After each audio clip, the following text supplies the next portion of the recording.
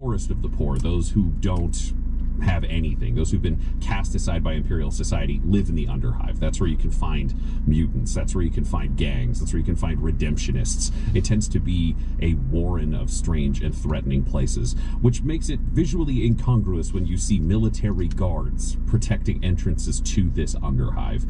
Can you all roll me a perception as you approach?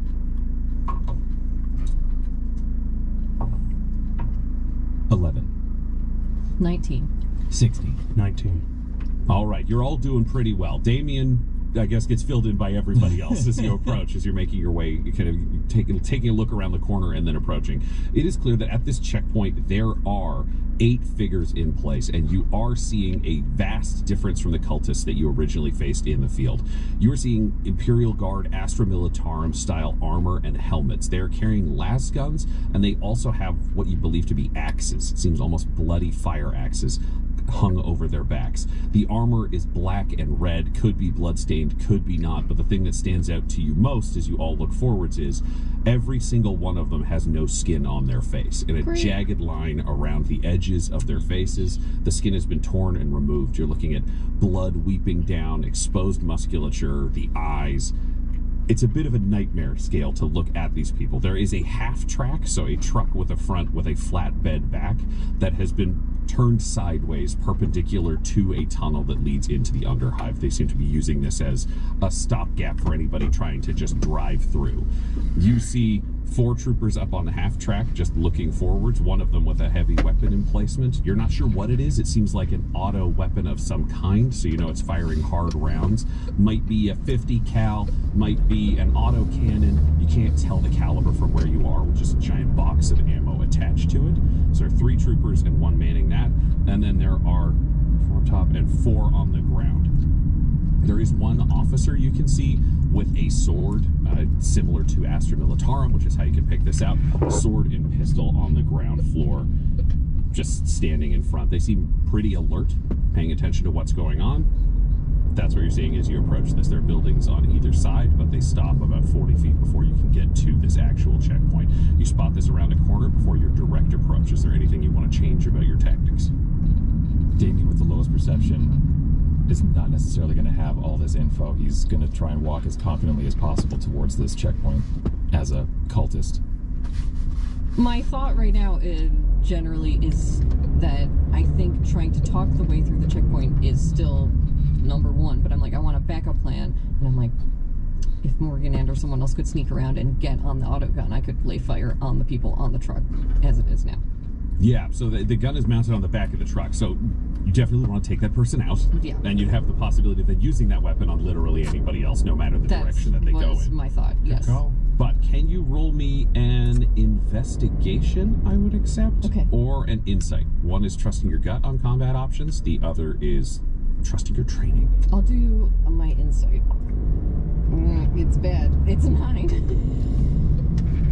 All right, I will give you what your gut is telling you. You can absolutely snake through some of these buildings next to it and get yourself in a sniper position to be able to put up overwatch over where they are staying. However, if your group is going up to try to talk its way through, you would not be with your group to go through. Correct. So if you know you want to go weapons hot and try to take out this place, putting yourself up as a sniper is the logical choice. Otherwise, walk with the group. Yeah, I'm gonna walk with the group, and because I already told them if things go badly, we have to fight them. So Morgan's going to do that with the thought that the moment that things go badly, she's going to try to get up and get that person on the gun. That's all she has. Great. So that is your methodology. Is there anybody else you want to assign a target to interrogator Morgan Rawls?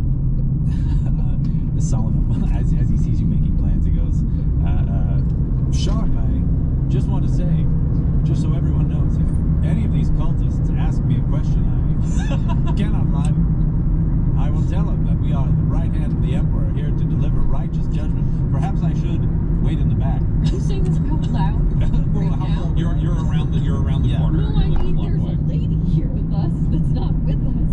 Yeah, she heard all that. yeah, Damien, I think, will also just like stop in his tracks and like, we need to resolve this. So I just want to be upfront. Brother Solomon, if someone asks you a question, you say nothing.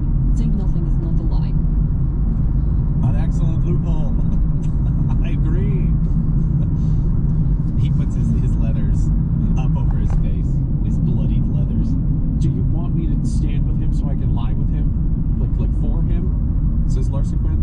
I could say he's my brother. Perfect, Larsa, thank you. Okay.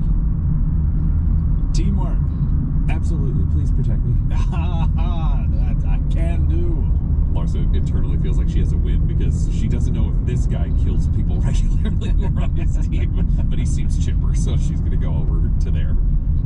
Alright, if things don't work out with talking our way through, I will attempt to get the gunner, Judge, get the leader, Damien. Do as much as you can. All right. Even in front of this one. It's too late for that now. Well, I'm sorry for your soreness. I'll turn around. Walk What is happening? She said. Don't worry, Larsa. You're under my protection now. Okay.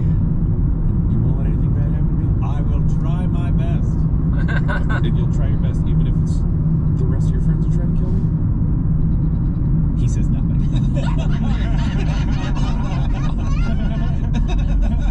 His eyes get a little bigger, and he says nothing. Shall we?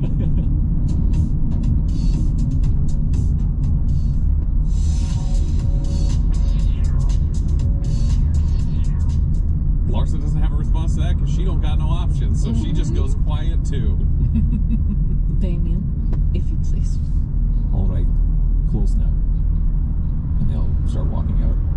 The group closes in and you start making your way up to this half track. You see they casually raise weapons towards you. It's not openly hostile. You look appropriate from this distance. Yeah. But you see that they are prepared. Las guns are in hand, not fully aimed at you, but they're up there. They're drawn.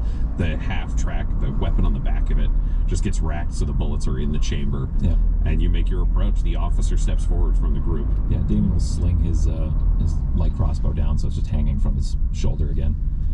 We need passage through. Yes, blood for the blood god and such. Blood for the blood god. Let's see the symbol of corn you've carved into yourself. No.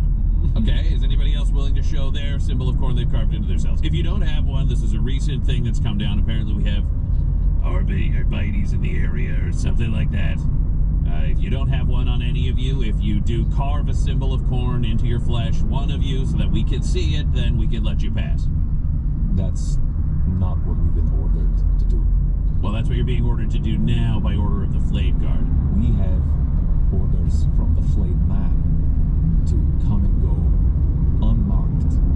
He has certain plans for us to go behind enemy lines and such. I have another way of identifying us as loyal to Cole. Okay. Flayed Man approved this, and I will cast Thin the Veil, which is thaumaturgy, and activate 3 effects.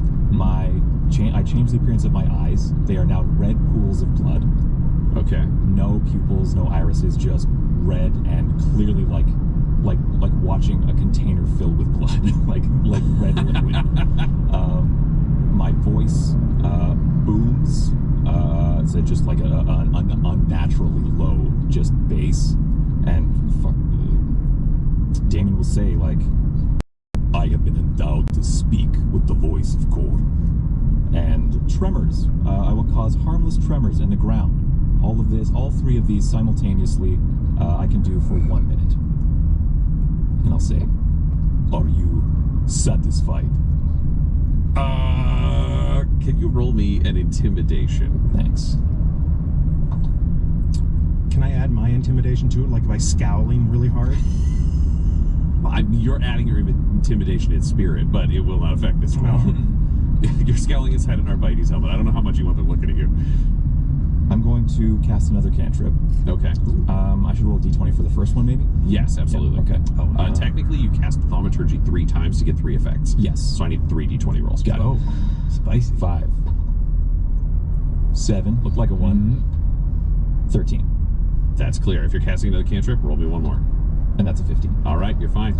And I'm just going to do guidance on myself, because I've got my D20 roll here. It's not super great on my intimidation. We'll allow retroactive guidance. I love that. Oh shit, is it? Oh, I'll keep it on Technically it's before, but I like this. In this case where it's like almost instantaneous, because you also have to risk at perils of the warp to do it, I'm not bothered by Okay. it. There's risk attached to this. I will still try to keep that in mind, though. That's not something for you to This have is also a to track. sustained effect, so I'm okay with it. So the dice total is 7, and then we add 6 more for 13. Okay. intimidation. All right, well, I can call it in. It seems like you got something special, but I haven't heard about this, so I just got to go use the radio. I'll be right back. Time is of the essence here. Let us through. I hear you. You got the big spooky voice and all. Keep your weapons raised. Let's keep them on target here. Blast guns are raised. The autocannons aimed at your group. They're beginning to come up as he circles around the truck to go to the radio. Morgan, man, this is terrible, but whatever. Morgan's gonna grab Larsa Quinn and pull out a knife. That didn't work. We can't have this radioed back in. We can't have this coming down on us. She will just pull the back of her shirt down and start cutting into Larsa Quinn's back. Jesus Christ. Okay. We have a couple of different checks we need to do here. Can you roll me an athletics to wrestle with Larsa Quinn? Well, that's probably not gonna work. Or do you want to do sleight of hand? What feels like it'd be more... One's grabbing her by robes, the other is trying to muscle her into position for you to do this. Yeah, we'll try just sleight of hand and see if it works. Okay, see if you can Now grab her. I'm having instant regret of doing this. No, wait, I reroll those.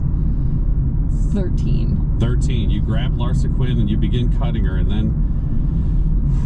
Boy, I'm glad I didn't promise to protect her. That could have been weird. Specifically against us. Specifically against When you us. stopped making promises. Larsa Quinn is in this situation. She's being brutally cut from behind. She starts screaming. I didn't anticipate this course of action. So I know, I'm sorry, I'm No. feeling There so are bad no now. apologies required for this. You're doing what's necessary for the Inquisition. I'm trying to figure out how smart Larsa Quinn is. I need to roll an intelligence check. She's had a rough day. That's a 4. Larsa Quinn gets stabbed and she is being cut, and she does the only thing she knows how to do. Knowing that this cut is necessary for the team, she falls back on prayer to allow her to get through this pain. But unfortunately, the prayer that she is now screaming includes the words, "Emperor, protect me." Do I recognize the prayer before we even get to that part? Yes. I will spend a spell slot to cast Voice of the Damned and command her with one word. I will just, again with thaumaturgy, I will just say, silence! Okay, what's she got to roll? She has to roll a save of 14, wisdom save. Damien is clutch today. Yeah, these are some intense spells. All right, she fails. Okay. She falls silent, but what did you roll for your perils of the warp? A 12. Nice. 12. Okay. Mark that spell slot off. How long does she have to stay silent for? It is 1 round. So One round. until her next turn. So it's like you blank out that one line of the prayer and let the rest of it be more abstract and strange, but you do manage to do that within the prayer. And the word emperor is only said once. The rest are benedictions to saints that are somewhat more obscure. Do the bad guys know any of it? No, they don't. You continue to carve the symbol of corn into her back. What does that feel like for you? This is awful for Morgan. It was the snap decision of like, we need to do this to protect the team. She thought for a minute of doing it to herself or to anyone else, but it was like, her long term, that would be a problem for her. But this woman is unfortunately an extra tool that is with the team, and she does not want to harm any of her team. But doing this, it feels awful. She feels sick inside. But it was purely her training, gut instinct kicking in of like, this, I need to stop this situation from getting worse. But as a person, she hates this. It feels terrible. Yeah. Can you roll me a wisdom saving throw? It's 12. 12, not quite enough for this. As this is happening, you can't help but flash back to your own teenage years. Historically, Morgan had a massive Slaaneshi-influenced Imperial Aquila carved and scarred into her back in her teenage years, which is what led her to escape from her unknowing cult environment and make her way out into the universe. And the healing of that injury was ultimately what caused her to recover her faith. And now she is carving a even more brutal, even more heretical symbol into the back of someone she already murdered. So you're carving over the knife wound that you left in this woman, yourself, in front of the eyes of heretics as she screams. I think even more so than that. It's like, I not only murdered this lady, now I'm torturing this lady who was miraculously healed. Like, it's fucked up on so many levels, but it's Morgan's humanity warring with Morgan's just like, what matters most is the end and the goal. But she is under that hood, starts crying, like a tear rolling down her cheek. And as she's leaning in close, because now she's close with her arm around Larsa, who is just praying and is cutting into her, and she's like, I am sorry. Larsa's just screaming. And then it's over. It's a brutal moment for all of you. What is it like for the rest of you to watch this happen? Judge, you recognize this as a Cornate symbol being carved into an innocent Imperial citizen. It's compartmentalization upon compartmentalization upon compartmentalization. It's rough. It sucks. He's just like, well, gotta do what we gotta do. Yet Damien is realizing where everyone else's scruples lie. It's like, okay, we can go lower. We can go dirtier. Okay, I see Glenwith. I think Solomon watches it happen and his eyes get a little wider, and the gravity of the situation. Everything he's experienced up to this point has been a little more lighthearted and black and white compared to this, and this is a gray area. And then I think he kind of snaps himself out of it, and then it's mission forward. He like intercedes himself between Morgan and Larsa and the autocannon, and he's looking around. He's always put that away. That's not a problem right now. I'm not going to deal with that. What's the next? On to the next thing. Alrighty. The screaming is over, and the sergeant of this flayed guard squad comes back around the truck, not having made his way all the way to the carriage. Okay. We are in a hurry. Apparently. Satisfied. Normally, somebody's got to carve it into themselves, but this plus Mr. Spooky Eyes, I mean, you get a pass from us. All right, boys, we're letting him go around. All right, go ahead. And just to like seal the deal, the idea that we are like legit Cornate operatives, specifically running under like the more tactically minded Flayed Man, I will say, Shivoth will hear of this. Roll me an intimidation. I think that's the easy answer for what you're going for there. I'd say with advantage now of all the brutality that's happened at this point. 16. All right, you got that. My apologies, Lord. I'm simply following orders. Please accept this tribute. And he takes out a knife and cuts off 2 fingers on his left hand, his pinky and the finger above it, and then throws them on the dirt in front of you. I'll pick those up. And what has he got in terms of armaments? Armaments? Like long sword with a serrated back edge up to about halfway down the blade, and he's got a las gun. You could also theoretically, if you want to aim big, knowing that Damien's going for the big swings here, there is a theoretically portable 50 cal autocannon on the back of this truck that Brother Solomon could probably carry. Ooh.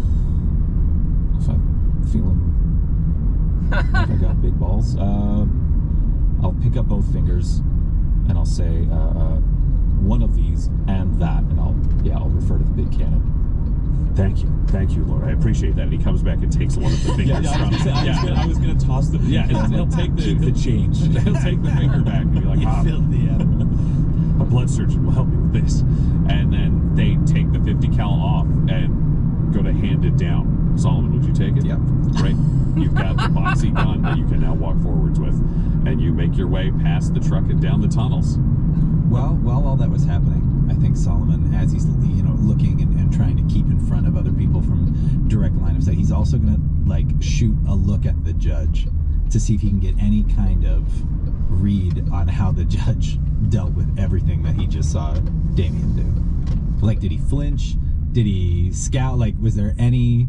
Because that, to me, that was like heresy. He just is like, And for Solomon, it's not like he sees that dichotomy, like doing bad things to achieve a good result. But I don't think the judge has that gray of a approach to it. Normally, yes, but normally, if he were much younger and didn't already have to bend the rules as much as he has, and realize there's levels into how you can interpret the laws of the Imperium, he might have been more black and white. He still tries to uphold it, but since we've already crossed the threshold, it's the imperative of the mission is above everything else, and we'll have to figure out how it lands after. So he's not showing, he would not be showing anything. It's still the stern grimace on his face. Yeah, I think there is this moment of, for you, Damien, realizing that your necessity to the team does outweigh your sin. Yeah. Which is deeply uncomfortable unto itself, to have the guy who calls you nothing but heretic and like bony ass. Yeah. That's the guy who's just letting you do these things that then save him, where he normally judges you for so basic things. It's such a weird like hypocrisy as well, of like thinking about his hypocrisy, but also Damien's own internal hypocrisy. It was like, yeah, I just did a bunch of heretical shit, but he let me. Like, yeah. And that What makes an me, asshole. and I know I'm bad, and that makes me better than him. Like just layers of stupid hypocrisy. Yeah. Yeah, and Solomon, I think you have this moment of realizing that the rest of the team talk a big game and are tremendously judgmental, but have huge moral flexibility in a way that I think you don't. You aren't quite spotting the number of things you ignore and just go like, I'm focusing elsewhere, which is really what everyone else is doing. But it's that classical thought of like, oh, he's okay with it. Because you assume everyone's internal life is as simple as yours. Yeah. I also want to point out that just because a judge of 700 years is not reacting right in the moment does not mean that he hasn't cast judgment already in his mind, and that a sentence can't be carried out at a much later date upon completion of the entire mission. I mean, that is a great point for the audience. It does not affect anyone else's internal I'm law. just saying. I always read that way. Don't worry. I don't think he's like, this is rad. Okay, good. Tubular. No, but I think it's the challenge of a team that have only known each other for a tremendously short amount of time. People are going to infer. And if someone's looking for you to not also, like, if someone's looking for you to be bothered and you're a brick wall, they're going to make assumptions until those are perhaps corrected later when other actions take place. But it is dramatically interesting. Morgan, this has happened. The team has come out ahead. No blood was shed. No one was injured. But no blood was shed. I mean, By my team. no blood was shed by the team. Yep. Yeah. And you came out ahead in terms of weaponry, but at great personal cost. Yes. What are you thinking as you begin this trudge into the Underhive? She's trying to emotionally get through it and weigh what she's doing, and she is thinking about the conversations that she's had with Valentine about how being in the Inquisition, you have to kill some of your humanity in order to do the things that need to be done. But he also said that her having her humanity and being able to connect with people will be an asset to her. So it becomes, this is the line I have to walk, and she's trying to remind herself, the team are the people that are people to me. People outside of the team shouldn't be people, because that's the only way that this works. And I think it's not the time for it now, but if they have time to discuss what has happened, that's the overriding thing in her mind, is this, like, I did this to protect my team. The cost to people outside of that and the cost to myself personally does not matter. And trying to be okay with that and stuff down the feelings of emotion that it brings up, because it does bring up a reminder of her teenage years and her being a child, and a lot of her as a child she sees as separate from herself because an innocent child who didn't know any better. And how does she feel about that child? Is she mad at that child for not knowing any better, or is that how everyone starts and everyone gets a chance? But she's in a position where she can't think philosophically about that right now. That's true. This is very much not a day for philosophy, one might say. Yes. And you all make your way forwards. Who is going to lay claim to the 50 cal autocannon that has been claimed from the truck? Is Brother Solomon going to keep carrying it? He doesn't strike me as a tremendously ranged warrior, or would he like to hand it off to somebody else who can also handle a weapon of this scale? If somebody has more capability with it. I don't think I have. I just don't know if Brother Solomon would be a guy who's like, well, I've got my sacred sword and I'm here for the Emperor. Let's use this big gun I took from a heretic. I think because it's so big and he's very strong, I think he's willing to like take on like another burden for Brother Solomon to bear. Please. So you'll carry it until it's set up somewhere. Yeah. Fantastic. Yeah, Damien didn't necessarily have anyone in mind for that. It was also just kind of like, let's take a gun away from this checkpoint we might have to run through later. Like, he has no training with this kind of weaponry. He has no way to effectively use it. So, yeah, it's up to someone else if they want to use it. But he was thinking, like, give me more of your stuff so that you don't have it later. I'm just going to, once we've passed the checkpoint. Yep, you're down the tunnel. You're well clear. Again, this is a journey on the scale of several hours in each segment, not 10 minutes and you're at the next thing. So you can take 20 minutes, be sure you're fully sound clear. There's no one else around to talk whenever you wish to. Great. Once we're clear of prying eyes, I'm just going to get Larsa Quinn, and I'm just going to, after a brief rest, I'm not even going to say anything to her. I'm just going to take her lightly by the wrist, guide her down to the little sled, make room for between her and Rex 2, and just place her down and just say, rest while you can, and then start dragging her again. I thought you were gonna.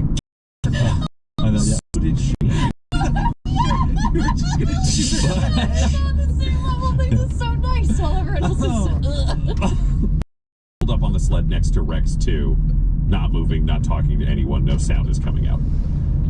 And for the judges, it's like, an extra 130 pounds I gotta drag. Yep. Closer to about 105. Yeah, she's thinner than you would expect. She's also a little taller than you would expect. Okay. It seems like she spent a lot of time in space, which has affected her general structure and musculature, which meant walking was also very hard for her, so this would be appreciated. And might be one of the reasons why Morgan could muscle her around more easily than she might be able to someone a little beefier. That makes sense.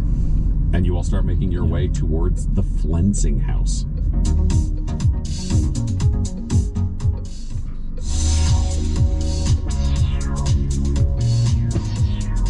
Damien will give up the pretense of leading this group through a checkpoint, and he'll let someone else take point. He'll pick up his light crossbow again. And he's not looking to have a conversation or anything. He's just like, I'm not the leader. Someone else go. I'm imagining, Morgan, you'd probably take the lead because you've got your servo skull you can send ahead Yes. to watch around corners and see what's going on. Exactly. So she'll take point, this team behind her, keeping an eye out for anything that could jump us. If we're sound quiet and you guys are over the front, like Solomon's gonna take the opportunity to hype up Damien. The whole time. Like, you know, he's not looking at it, he's not gonna hear it, he's like, Damien, your skills and abilities are incredible. And just like everything that you did, like all the gadgets, he's like, that I've never seen that in my life. Your ability to manipulate the mind of the heretic is second to none. Damien, I assume it's just like, shut up. No, Damien, I can't. It would be very much like, be quiet. He'd be so like, that's incredible. How is he louder than me? He was using warp. Holding the gun and he's not out of breath. And he's just talking off. Yeah. He's scary. Yeah, he's holding this massive weapon, and he's in a full suit of like Auramite plate armor from his obscure homeworld. Yeah. Zero energy problems. Yeah. All this dude does is work. Well guys, see you later tonight for some gaming. I'm gonna stop the stream now. Have a nice day.